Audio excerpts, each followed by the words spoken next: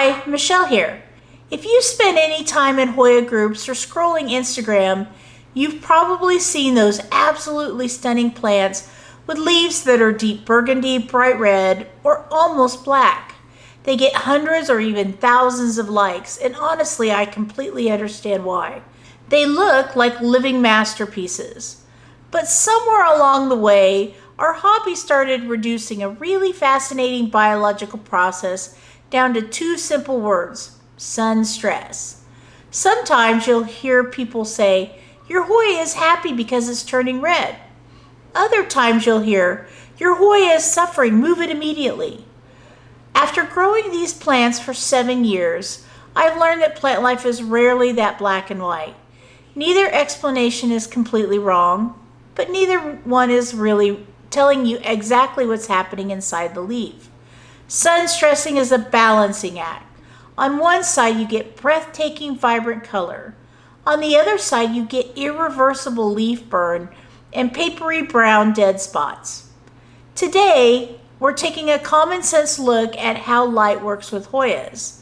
By the end of this video, you'll understand why Hoyas change color, how temperature plays a hidden role, how to use smartphone light tools, and how to acclimate your plants safely. More importantly, once you understand why something happens, you don't have to memorize a giant list of rigid care rules. Now let's start with some basic information. The most basic question is, why are Hoya leaves green in the first place? The answer is chlorophyll. Chlorophyll is the green pigment responsible for capturing light energy and using it to drive photosynthesis. Through photosynthesis, plants combine carbon dioxide from the air with water from the roots to manufacture sugars. Those sugars become the fuel that powers everything the plant does, growing new vines, expanding leaves, producing strong roots, throwing out peduncles to bloom, and repairing tissue. You can think of chlorophyll as the plant's solar panels. So naturally, we might assume that if chlorophyll captures light, giving the plants more light should always be better, right? Not quite. Every plant has a physical limit called its light saturation point. Imagine you're pouring water into a funnel. At first, the funnel handles it fine. Pour a little faster, and it keeps up. But eventually you reach a point where the funnel physically can't drain any faster. Keep pouring and water overflows all over your kitchen counter. Something very similar happens inside a Hoya leaf. Once the Hoya reaches its limit, extra unprocessed light energy creates unstable oxygen molecules called reactive oxygen species, or ROS. Think of ROS as a biological rust. In small amounts, it's normal, but when too many build up, they start breaking down proteins, destroying cell membranes, and damaging the leaf tissue. This overload is called photoinhibition. To defend itself, the Hoya produces anthocyanins. These are protective pigments found throughout the plant kingdom. They're the same pigments that turn apples red and blueberries purple. When anthocyanins build up in the upper layers of a Hoya leaf, they sit right above the chlorophyll like that natural pair of sunglasses. They don't block light completely. Instead, they catch excess high energy wavelengths and safely filter them out before they can overwhelm the leaf. Now here is the catch. Making sunglasses isn't free. The plant builds those red pigments using the exact same carbohydrates it produces through photosynthesis. Plants run on a strict energy budget. If bright conditions force protection to become a top priority, the plant shifts some of its budget away from the raw growth and towards defense. That's why heavily sun-stressed Hoyas often grow a bit slower than the same plant sitting in slightly gentler light. The plant's not dying, don't get me wrong. It's simply spending a piece of its paycheck on self-defense instead of building new leaf real estate. Anthocyanins don't work alone though. They team up with yellow and orange pigments that are already inside the leaf called carotenoids. The final foliage color you see on your Hoya is really a custom chemical blend. Green comes from the chlorophyll. Red, pink, and purple comes primarily from anthocyanins. Yellow, gold, and bronze are delivered by carotenoids. How much of each pigment is present determines whether a leaf looks lime green, bronze, cherry red, or deep burgundy, or even almost black. You're looking at a custom blend of pigments for each Hoya. Now, if you want consistently safe colors without guessing, you have to stop relying strictly on the human eyes to judge light. Our eyes adjust automatically to dim rooms, which makes us terrible light meters for plants. What looks pretty bright on a display shelf might be total desert for a plant. When we talk precision, we look at two practical numbers. ppfd measures how much light is hitting a leaf every single second, like the current speed of a car. Maintenance and steady green growth require 100 to 150 micromoles of light. The red zone for pigments, or for red sun stressing, is 350 to 550 micromoles. Now, DLI measures the total amount of light your plant receives over an entire day, like total miles driven. You can reach a good target with moderate light for longer hours, such as 14 hours, or a stronger light for fewer hours. For rich sun-stressed Hoyas, aim for a DLI between 12 and 18. Now, you don't need expensive commercial gear to measure your light. You can get a reliable reading right now by using your phone. First, you download an app. I use the app's Photone or ppfd meter. These have free options within the app that you don't need to pay for that you can measure your light very well. Now, you do need to use a paper diffuser because camera sensors often get blinded by direct LED lights. All you need to do is cut a strip of white printer paper and tape it around flat over your phone's front camera. Set the app to match your lighting. Look for something like full spectrum LED. Hold your phone camera flat at the level of your Hoya's top leaves, facing straight up towards the fixture. Type your timer duration into the app and it will calculate the DLI, or your daily light dose, automatically. Here is something that surprises a lot of indoor Hoya growers. Bright light isn't the only thing that triggers red colors. Have you ever wondered why a grower up in a cool coastal community gets crazy burgundy leaves under moderate light, while some hot, humid Florida growers get plain green leaves under bright lights? It comes down to temperature. In a plant, absorbing light is instantaneous, but processing that light into energy relies upon temperature-sensitive enzymes. As the room temperatures drop, especially into the 55 to 65 degrees Fahrenheit range at night, internal processing slows down. The catch? Light from your grow light doesn't slow down just because the room is cool. Imagine an assembly line where boxes arrive every second. If your hands move at half speed because they're cold, but the conveyor belt keeps running at full speed, boxes pile up instantly. That's what happens inside the leaf. It absorbs light energy at full speed, but its cold, slowed internal systems cannot process it fast enough. That's what happens inside the leaf. It absorbs light energy at full speed, but its cold, slowed internal systems can't process it fast enough.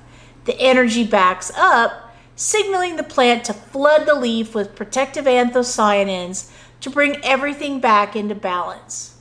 So anthocyanins aren't just sun protection. They are also protection against more energy than the leaf can process at that moment, regardless of what created the backlog. If your light levels are already decent, a 10 to 15 degree Fahrenheit temperature drop at night is the real secret behind those dramatic dark leaf edges. There is a distinct line where light and environmental pressure exceed what the protective pigments can handle, and adaptation can turn into actual leaf injury. Remember this simple distinction. Anthocyanins are something the plant manufactures for a specific purpose. Sunburn is something that happens to the leaf. Now, with healthy adaptation, leaves feel firm, plump, and thick. The surface remains smooth, and new inner nodes, which is the space on the stem between each node or leaf, are short, giving the plant a beautiful compact look. But with true sunburn, protective systems fail, chlorophyll breaks down, and cells rupture. Sunburn appears as bleached, pale patches that dry out into tan, papery, or sometimes brown, corky spots. It is irreversible tissue damage. Acclimation isn't just getting used to light, it is physical remodeling. As new plant leaves form under bright light, the plant physically builds them tougher and thicker. You can avoid sudden shock by following a simple 4-week schedule. Week 1, place the Hoya at the outer edge of your light footprint to let the roots and existing foliage adjust. You should aim for a maximum of 150 micromoles as determined by your light meter app. Week 2, move the Hoya closer to the light. You'll enter an ugly phase where green chlorophyll fades slightly before the red pigments fully form. This week, you should aim for about 250 micromoles. Week 3, this should be the week that welcomes you to the red zone. Inner nodes start to shorten and leaf margins blush. If tender baby leaves blast and drop off, back the light off slightly. Week 3 should aim for 350 to 450 micromoles. Now week 4, this week targets maximum color. Leaves are expanding and hardening off at this intensity and are built to handle it long term. This week you should reach a maximum of 500 micromoles. Now when high light is paired with high heat, leaf temperatures soar. To save moisture, the plant closes its stomata. These are microscopic leaf pores. Closing pores saves water, but it also cuts off carbon dioxide. Without CO2, the photosynthetic engine slams to a halt and excess light energy backs up instantaneously, causing leaves to scorch really fast. The common sense fix is easy. Keep air moving. If you have your Hoya in a cabinet, using small USB computer fans keeps a gentle breeze blowing across your shelves. Moving air cools leaf surfaces, keeping those pores open and prevents thermal damage.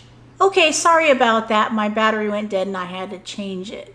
Where we were talking about hydration, nutrition, and the best candidates for sun stressing. Now, a sun stress Hoya is a thirsty Hoya.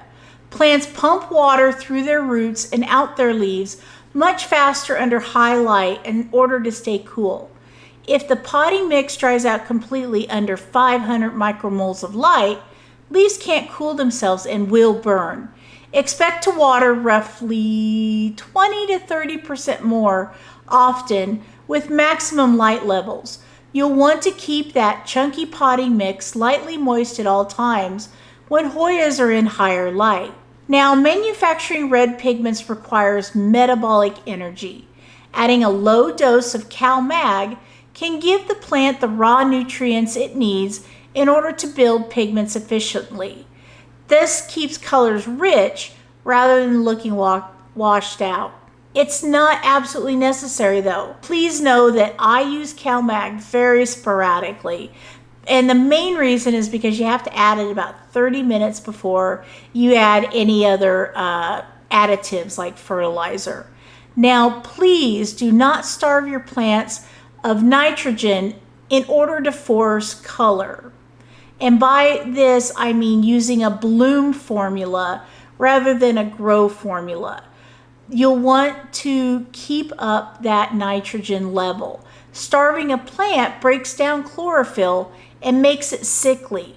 Definitely not what you want. Now here are my top 5 favorite Hoyas that sun stress easily. Hoya Sunrise is the absolute easiest beginner plant for sun stressing. It turns a reliable crimson red with minimal effort. It also has beautiful veination under sun stressing, which give it kind of a more interesting look than, say, just a solid sun stress leaf. Hoya obscura cryptic chrome features gorgeous silver leaves that sun stress purple with light veins. Hoya lacanosa summa has a wonderful variegation, and the new leaves sun stress a beautiful lipstick pink.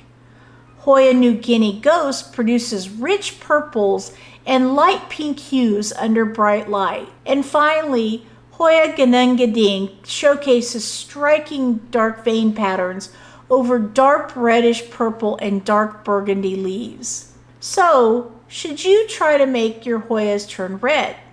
It completely depends upon what you want out of your plants. If you love those deep burgundy tones in your display cabinets, go for it. But if your Hoyas are solid emerald green, extending long vines, building strong roots, and blooming regularly, they are thriving just as they are. They are photosynthesizing at maximum efficiency without needing to spend energy on defensive pigments. I aim to give plants enough light to keep their growth compact, stems sturdy, and peduncles forming without pushing them to the absolute edge. A blush is a fun bonus, but healthy growth is always my top priority over sun stressing. Instead of asking, how do I force my plant to look like that perfect Instagram photo, I ask, what is my plant telling me now? When you see a Hoya blushing under bright light, you're watching millions of years of evolutionary adaptation happening right on your shelf. Once you understand the biology behind it, you don't need rigid care rules. Your plants will start teaching you. Drop a comment below and let me know. Do you prefer your Hoyas with larger dark green leaves, or are you chasing those deep sun-blushed burgundy colors? If you enjoyed this deep dive on sun stressing, please consider giving the video a thumbs up.